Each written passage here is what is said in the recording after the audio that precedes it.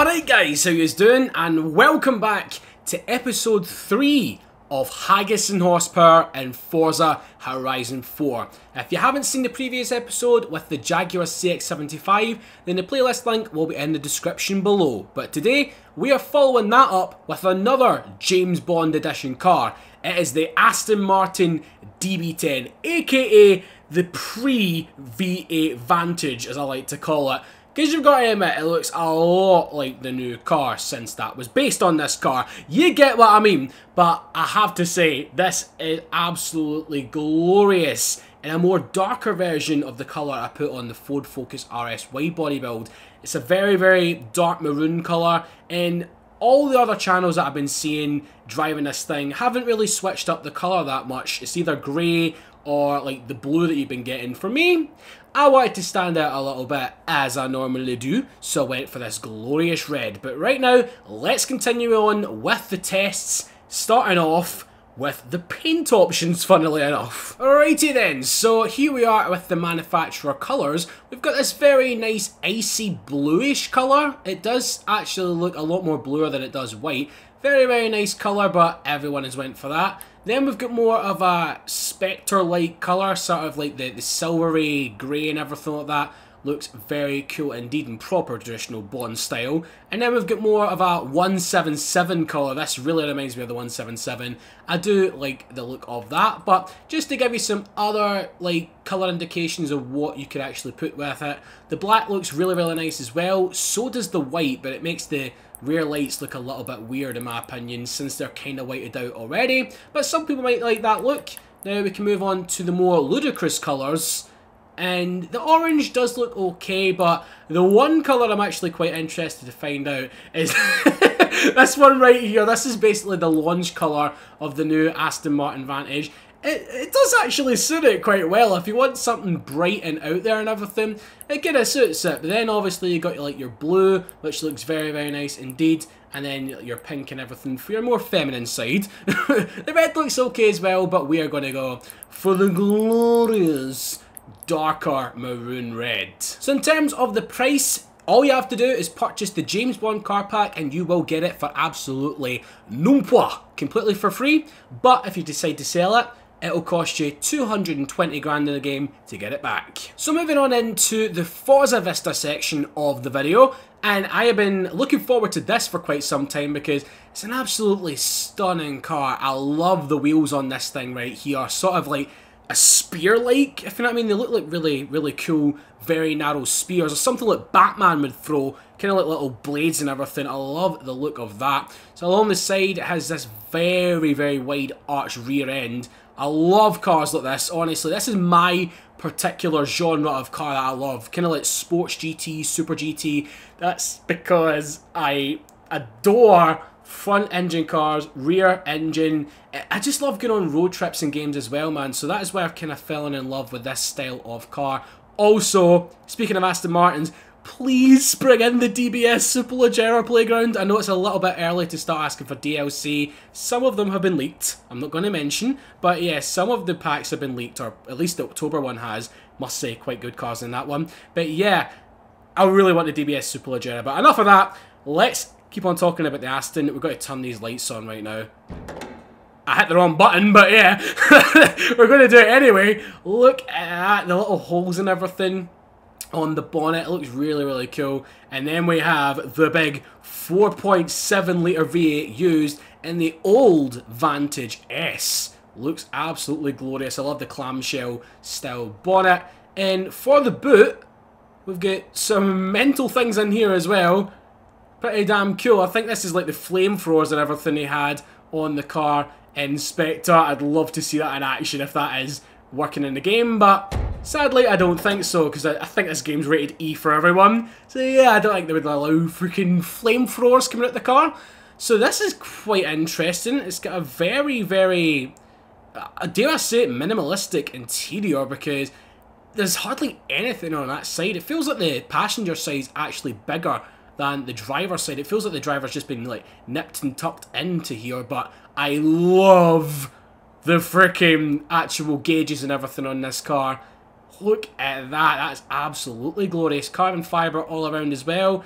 It is not a manual actually, because we get flappy paddles right here, but I like the new V8 Vantage center console, the way it's laid out and everything. I recently did watch a video by Doug DeMuro, he put it up recently. It's a really cool layout, but this one has got the nav right there, it's got the menu mode and everything. Very nice interior, so here's hoping that comes into the game as well. But right now, we're going to go ahead and fire this V8 up.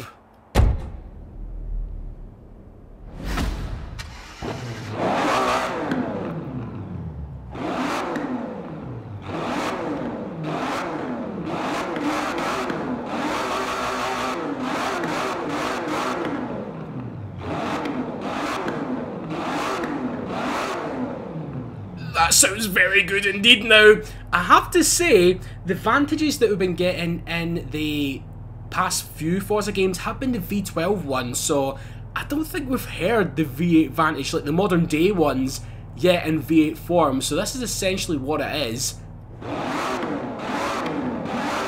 Oh, I love that. Now, this is going to be quite cool though, because the new V8 Vantage actually has an AMG engine, so this is basically like the last car from Aston Martin which uses their own sort of V8 engine. That is pretty cool, absolutely pretty cool. So overall, it is a stunning piece of kit, but right now we're going to head along and see what the top speed is. Alrighty then, so for the people that are still new to this series and just joining the channel, first of all, thank you very much for doing that. The series is all about splitting things into sections, and this is the top speed run. So this is the road that I use for it. I actually used the motorway last time in the CX75 video. Not particularly what I favoured. I actually like the road going through the festival a little bit more. It's more dangerous due to all the driver tires and everything, but we're going to give it a go in the DB10. So let's get her fired up and get going. Spitting of flames. Oh yes. Now the one thing I wanted to point out as well, I'm sure you could do this in most Forza games, but you can actually rev the engine, hold the A button or the handbrake, and it should give you a little bit of a cleaner launch, just like that. So it's technically a little bit of launch control in the game, kind of, if you know what I mean. But yeah, let's properly focus on down, see what we can get out of this thing. I'm just praying that it's as nice to me as it was with the Senna video, just clipping that thing slightly. So I need to properly look ahead, guys. Apologies if I don't really look at the speedometer that much until the end. That doesn't really matter anyway, because you can't see my face, so what the fuck am I talking about? So yeah, this is going to be pretty dangerous. We have got a lot of uphill sections right now. There's a Morgan, get out of the way, Tomcat! Jesus! You can barely see that little thing right there, man. It's so tiny. I love the Morgan, but it's a bastard for getting in the way. Oh god. Oh. Clenching my bottom. Not very nice indeed.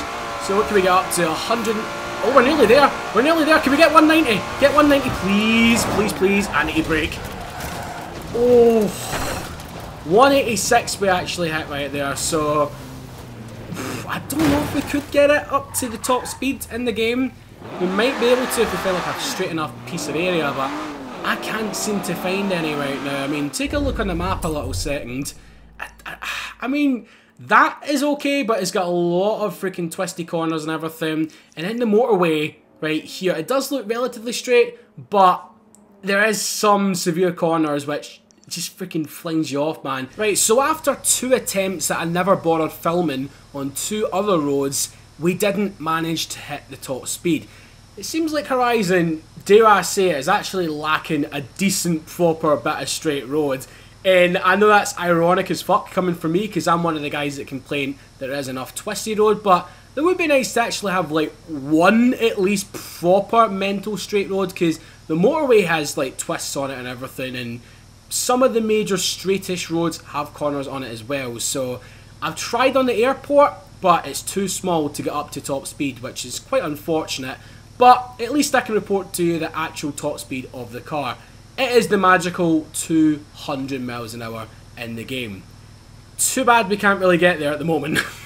So anyway, I am going to go ahead and move on to the handling / drifting test. Alright then, so here we are on the move in the DB10. I have set my destination down to the seaside area of the game. I've not actually showcased that in a video yet. We're just heading up through the Cotswolds, I think it is right now. Very, very nice area in this game. We get windmills and stuff. Looking very, very cool indeed. But not as cool as this interior. Look at that, man. Absolutely amazing when you're on the move. So freaking nice. Now I must say, this is a great little road as well, and something quite good for this car.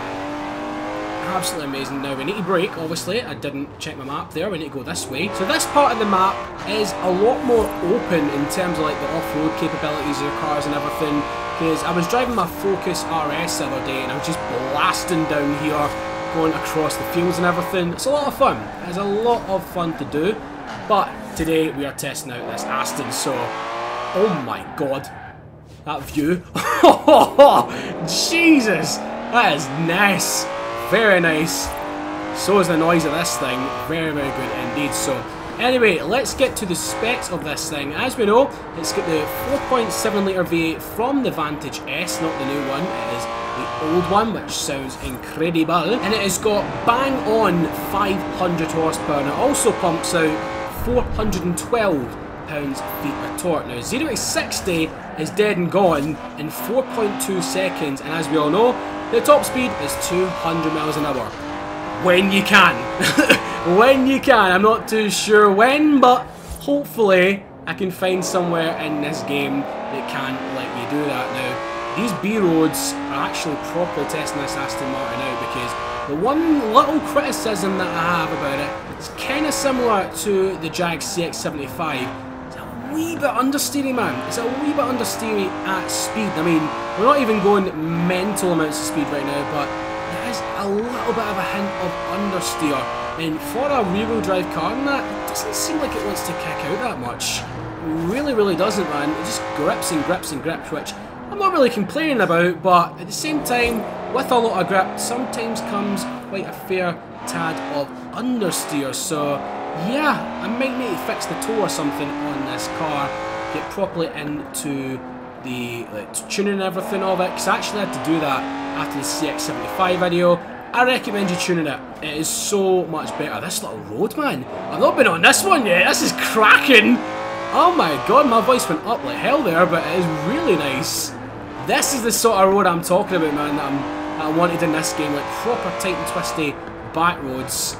Very, very nice. Right, so I popped outside right now, guys, in the Aston, and I have to say, the red, or what you can see of it still, is glorious. You can see it a little bit more there. I love colours like this. It sort of kind of blends in, and it has that pop with the sunlight. It's absolutely gorgeous. Absolutely gorgeous. It's the Swedish Chef. Yes, it is. So this is the actual coastal road right now, guys. I think we might drive up this bit and then head back down at the Edinburgh. Love it. Absolutely love it. I thought that was a 675 LT for a minute there. Just the way the exhaust were kind of like laid out, but it's a Scudi. It's a Scudi, man. Right, so it apparently says that I've been in that castle, but I can't actually remember going into it. It must have been like a race or something. So we're going to take a little bit of a gander around it right now. I think this is a little road up there. I know it's kind of like going off-road and everything, but yeah, she'll take a little bit of a gander around. It looks like we can buy it. I never knew you could buy another castle. I thought it was only Edinburgh you could buy, because Edinburgh Castle in the game's like 15 million. Presume this one's going to be a little bit less expensive. Yep, we can actually check it out right now. Look, I'm expecting roughly about 10 million. Oh, but fucking bang on, there we go, man. Barn find rumour and 10 super, but oh no, do you need to buy this to get a barn find? I bet you any money that is the POP50. I bet you any money, because I've been going through the freaking barn finds and everything, trying to find that, and so far I've not got it yet. If that's what it is, then oh, it's going to be a pain. 10 million I'm going to need to save up for. But anywho, since we're at the castle, and it seems to be quite a complex little area, why don't we do some drifting? Yeah, never thought I'd say that. Let's just drift around a historic freaking castle in an Aston Martin. I don't think there's been a better sentence ever says, really. My god. Now, we're obviously not going to be... Oh, shit. Destroying the castle right now. I like this little bit. Oh, yeah. Oh god, let's get some proper little sections right here. Up we go. This just feels straight out of Spectre. Speaking of Born things, there we go right there with a rumour. But one of these is too good not to go check out. Oh my god, I cannot wait to see what that is. Aston's pretty damn good at getting sideways. It feels a bit heavy though. I never thought I'd say that, but it does actually feel a little bit heavy. Maybe the steering feels a wee bit heavy, but let's go to an actual proper drifty area for the last little bit of the test. Right, so you might recognise this road. It's actually from the very first live stream of Forza Horizon 4. It's the back road behind Edinburgh, like the drift zone and everything. Looks like they've taken it out for some reason, because I remember that being a freaking drift zone right there. I don't know what that was, but anyway, this is a brilliant place to drift. If you've seen my 350Z video on the custom cars series, which if you haven't, I highly recommend you checking it out. Playlist will be in the description right now. Shameless plug right there, but yeah. You got to do that today, haven't you? You got to do that today to get noticed anyway, so fuck the algorithm is all I'm saying. Anyway, here we are in glorious Edinburgh. Yeah, Edinburgh. I'm sure I'm not the only one that's made that joke, but anywho, we're heading up to the roundabouts right now. One of my favourite drift zones. Well, not drift zone. It's kind of hard to say, if you know, drift sections, if you want to call it that, in the game. And I need to brake, fuck it, we'll just go this way. Just go this way along the bridge, and it is turning to morning. Good morning, Edinburgh. Taking that little line from Spider-Man instead of New York, it is good morning, Edinburgh. Only if you could go this fast down Princess Street, that'd be amazing. Just whoosh, right by everyone. Anywho, here we are, down here. Oh, nicely nipped and tucked between the lampposts right there, I have to say. It was quite good, man, I have to say. Anywho, third gear needs a little bit of a tweaking, I should say, because kind of just killed our power momentum right there. Don't, Alex, don't. Thank you. I thought you were going to kill me there, but no, you decided to be good. There's a chain link in here. This is such a good... I can see this place being absolutely dominated online in terms of drifting. Because you can just link and link and link. Ooh, until a Volkswagen Golf gets in your way.